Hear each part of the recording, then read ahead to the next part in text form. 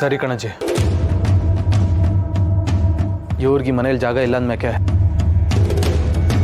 ನಾನು ಇಲ್ಲಿರಕ್ಕಿಲ್ಲ.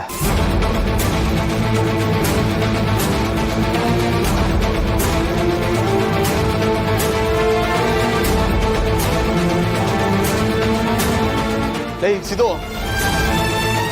ಏಯ್ ನೀನ್ ಆತ್ರದಲ್ಲಿ ಏನೇನೋ ಮಾತಾಡ್ಬೇಡ, ನೀನ್ ಸುಮ್ಕಿರ್ಲ, ನಾನು ಮಾತಾಡ್ತೀನಿ. ಅಜ್ಜಿ ಬೇಡ ಸುಮ್ಕಿರಣ. ನಾನು ಮೇಡಮ್ ಅವ್ರಿಗೆ ತಾಳಿ ಕಟ್ಟಿ ಕರ್ಕೊಂಬಂದಿರೋದು ಅವ್ರ ಜೊತೆ ಬಾಳ್ವೆ ಮಾಡೋದಕ್ಕೆ.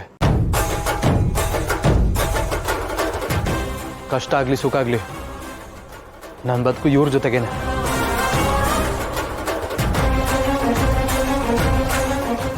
ಸಿದ್ದು, ಏನ್ ಹೇಳ್ತಾ ಇದೆಯೋ? ಇವಳಿಗೋಸ್ಕರ ನೀನ್ ನಮ್ಮನ್ನೆಲ್ಲ ಬಿಟ್ಟು ಹೋಗ್ತಾ ಇದ್ಯಾ? ಅಂದ್ರೆ ನಾವ್ ಯಾರು ನಿಂಗೇನು ಅಲ್ವೇನೋ? ಅವ್ವ, ನಿಮಗೆ ಅಂತ ಮನೆ ಅದೇ, ಒಂದು ಸಂಸಾರ ಅದೇ. ಆದರೆ ಇವ್ರಿಗೆ ನನ್ನ ಬಿಟ್ಟು ಬೇರೆ ಯಾರೂ ಇಲ್ಲ.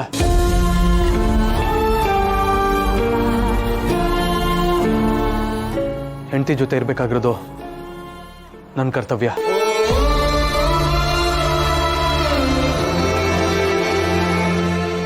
ಬನ್ನಿ ಮೇಡಮ್ ಅವರೇ.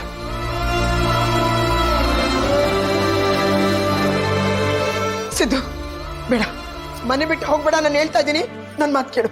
ಬತ್ತೀನವ್ವ.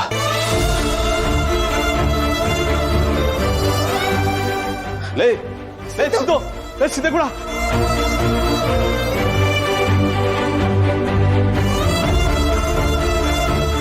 ಲೇ ಸಿದ್ದು ಹೋಗ್ಬೇಡಕಲ್ಲ.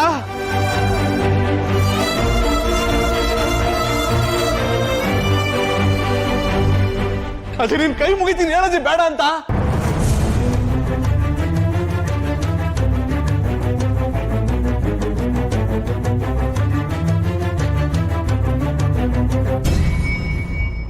ಲೇ ನಿಂತ್ಕೊಳ.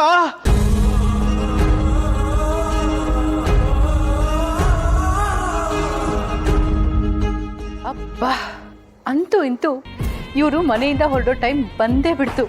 ಥ್ಯಾಂಕ್ ಯು ಸೋ ಮಚ್ ಅಜ್ಜಿ.